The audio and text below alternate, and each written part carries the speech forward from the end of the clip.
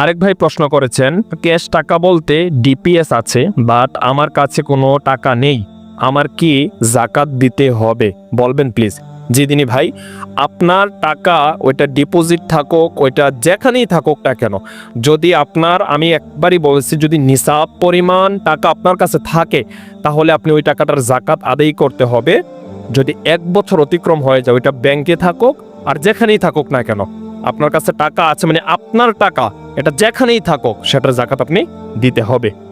আর এক বোন প্রশ্ন করেছেন, হুজুর যদি ক্যাশ টাকা না থাকে কিন্তু 5 ভরি স্বর্ণ আছে তো কেমন জাকাত দেব?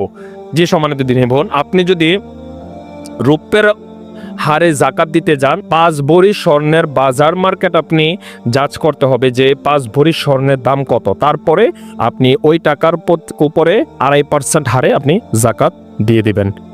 আরেক বোন প্রশ্ন করেছেন, আমার একটা প্রশ্ন ছিল, যেহেতু 1 বছরের জমানো টাকা থাকলে 2.5% জাকাত দিতে হয়, সেহেতু আমার জমানো টাকার সময় যদি কয়েক মাস হয় তাহলে কি জাকাত আমার উপর ফরজ হবে কিনা? জি না বোন, তাহলে আপনি জাকাত দিতে হবে না।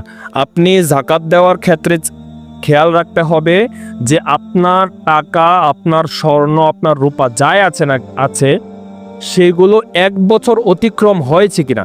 যদি 1 বছর অতিক্রম হয়, মানে এক চাঁদ থেকে আরেক চাঁদ পর্যন্ত সমান 1 বছর হওয়ার পর আপনার উপরে জাকাত ফরজ হবে। আর নিসাব পরিমাণ সম্পদ থাকলে 1 বছর পরে আপনি জাকাত দিতে হবে।